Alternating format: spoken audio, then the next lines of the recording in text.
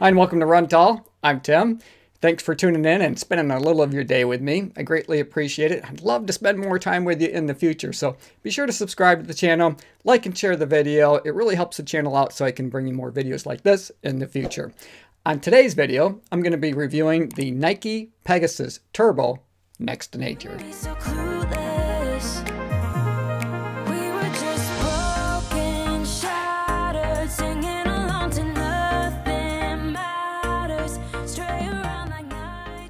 Now these feature a Flyknit upper and ZoomX in the midsole. Both are made from recycled material. But what's it like to run in them? Are they comfortable, and are these the next Turbo 3? Well, those are the things that we're going to take a look at today, so be sure to stick around. But before I get into it too far, I always like to demonstrate what it looks like to run in the shoes I'm about to review for you. So let's do that. But then when we come back together, I'm going to take a real close look at the Nike Pegasus Turbo Next Nature to try to answer that all-important question. Are these the right shoes for you?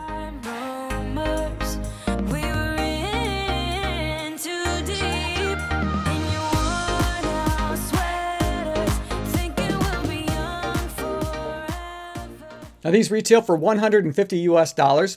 I did purchase them with my own money. They're a neutral road shoe that I ordered true to size, but the length was just a little bit long for me. So if you have the opportunity to try these on before you buy them, that's probably a good idea in this case. Now these are a lightweight daily trainer. For US men's size 9 on my scales, they came in at 8.6 ounces or 243 grams. Now on Nike's website, in their description of the shoes, they're really playing up the nature side of things. They talk a lot about all the different types of recycled materials that they used in order to build these shoes for us, but very little in terms of specifics of the shoes themselves. So they don't give us a stack height. They don't tell us a stated weight for men's or women's versions of the shoes. So the information I'm sharing with you is the best information that I could find out there, but it's not sourced directly from Nike. So I just want to make sure that you're aware of that. So it might be a little off, but it's the best that I could find. Now on stack height for the men's version, 33 millimeters in the heel, 23 in the forefoot for a 10 millimeter offset from the heel to the toe. For women, I understand it's slightly different. And again, this isn't sourced directly from Nike, but I believe this to be true. 30 millimeter stack height in the heel and 20 millimeters in the forefoot, still maintaining that 10 millimeter offset from the heel to the toe. To start, we'll talk about the midsole first and what it's like to run in these. What I'm sharing with you are my first impressions after a 10K easy run, so I don't want to oversell my experience in these at this point. But I will do some additional videos later on down the road once I've had a chance to log in some more miles so that we can look at other things besides just run performance. We talk a little bit more about durability and things of that nature that might come up over time.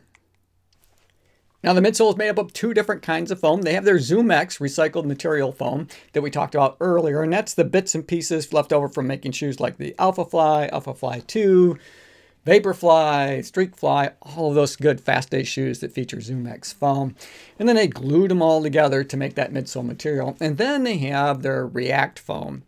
Now there's quite a bit less of that React foam here. Basically they have some in the heel, and I think that's a nice feature for them to have because it is a soft material that if you're a heel striker, I think you're going to find that that feels pretty good. And then they have a very thin layer that basically kind of surrounds or holds that ZoomX foam in together right up through to the toe. Now that's a little bit different than the original or the Turbo 2, for example. With the Turbo 2, yes, they had both of those foams, and they had their ZoomX foam there on the top, but then about half of this stack height was their React foam that was on that bottom layer. So they got now much more of that ZoomX foam, but that ZoomX is a little bit more stiff because they glued it together. It's just a bit more dense, so you don't have a lot of squish. So it's nothing like running in the Invincible run.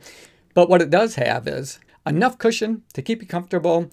It's pretty lightweight, 8.6 ounces for a daily trainer. Now, if you're expecting the next Turbo 3, where it's super lightweight, that you can use on race day if you wanted to, this is not that.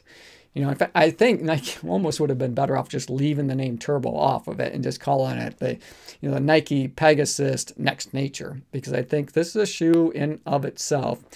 And just because it's a little bit lighter than the Pegasus 39, for example, doesn't make it necessarily the next Turbo 3. But what it does do is it makes it a really good option for a daily trainer that's light enough where if you want to pick up the pace, maybe you want to go out on a progression run where, you know, at the end of a longer workout, you want to pick up the pace, or you want to run some fartlek, something like that. I think these do a great job there. And I did experiment with that a little bit on that 10K easy run where I did pick up the pace, and I found it pretty easy to do. Now, you're not getting a ton of energy return, but you do get enough energy return. I would say, you know, it's as a daily trainer, it's a solid option to be able to log some miles in pretty darn comfortably. And I felt really comfortable striking the ground. Now, there's not an aggressive rocker at all. So let's just take a closer look at that geometry of the midsole. And here you're going to see that they have a nice heel bevel back here. Now, if you're a heel striker, I think that just makes for a smooth transition through your gait cycle. But you can see that, you know, as running shoes go today, this is not what I would call an aggressive rocker, as I just mentioned. It's a more kind of throwback, old school style. And that even holds true for the heel counter. You can see that it's pretty, you know, pretty straight. There's no heel flare there. It has a pretty flat geometry on the midsole. So the effort that you're getting out of it, it's not being amplified by things like tons of energy return out of the midsole or an aggressive rocker that helps just kind of throw you forward. But what you do get is a solid daily trainer option here.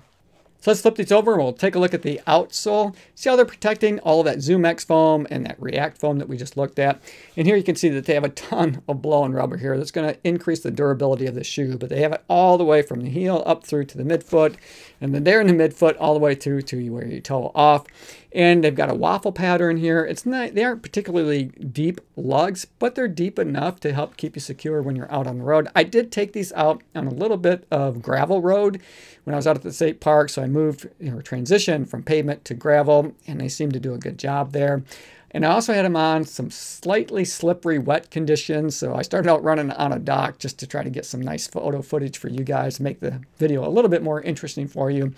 And that wood on the dock was a little bit damp, so it was slightly slippery there, but that's to be expected. Overall, I think they did a really good job.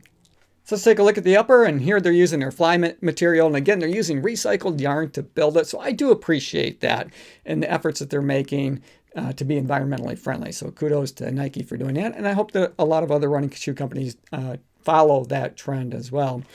Now, this does run a little bit warm underfoot. I didn't feel like I was getting much in terms of airflow, so that's a bit of a downside, but the comfort was there. So I felt pretty snug across the midfoot section of the shoe, and you can see just why that is. They narrow up pretty much here, right in the midfoot section of the shoe. So I felt comfortable across there. Now, I don't particularly have a wide foot, but these fit me really well. And I seem to have plenty of room up in the toe box for me to be able to splay my toes. But again, Nike does run a bit narrow. It's just I didn't feel like it was rubbing up against the side of my foot at all. So still a room for me to be able to splay my toes. Now these do run just a little bit long, as I mentioned earlier on, than other size 9 running shoes that I have, but not so much so that I would size down. It's close. It's really close. But I'm glad that I got the size 9 that I did, because I think if I'd have gone a half size down, it might have been just a little too snug for me. Now they do have this panel that runs up the center of the shoe. Now there's really not a lot of stretch in this fly material, and it's kind of coarse to the touch, so it's not really soft, I guess would be my description there. And they don't have a tongue per se. This is really more of a booty construction. But that booty panel that's in the center here of the lace enclosure system does have a little bit of stretch to it. And for the lace enclosure system, you know, they've got a traditional lace enclosure type of a system combined with a bit of a fly wire type of a system, although these are not wires at all. They're more of a corded or rope type of material that your laces are running through to help get you nice sucked in and secure across the midfoot section of the shoe. The tongue isn't real thick. There's really no extra padding there, and it can be a bit of a trick getting these on. So I would definitely suggest using, the loop that they have here in that tongue or in that booty construction to help get your shoes on. They don't have any kind of pull tab in the back, but I didn't find it necessary to use one. I was able to slip my foot in fairly easily but it was helpful to have this loop to be able to do that. Now the padding around the heel collar and the tab of the shoe, there's a pretty good amount of it there. I found it to be really comfortable. It's soft, you know, it's nothing like the Turbo 2 was, where they basically have no padding, especially in the heel counter. And there's none. There's a couple of strips along the sides, but you know, here they've added some padding both in the tab of the shoe as well as around in the heel collar, and it's much more traditional style, so it sets up more towards the top, what I often have referred to in the past as kind of a pillow style, and it goes down and it slowly tapers down, so it's a little bit different than some other shoes that where it rests mainly on the collar.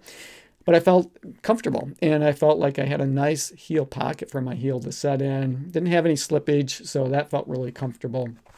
And the heel counter, so I'll put it up on my shoulder. I'll just give it the pinch test. You know, there's a lot of structure there, more than what I was expecting there to be, but it holds your heel in place really solidly.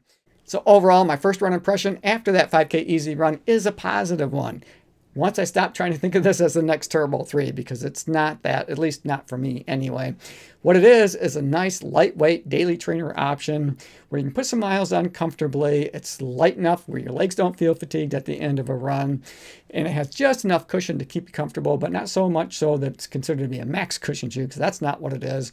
It's not a responsive shoe where you're going to feel every step that you take on the road, but it does fall somewhere in between there. So as a lightweight daily trainer, I think this is a pretty good option.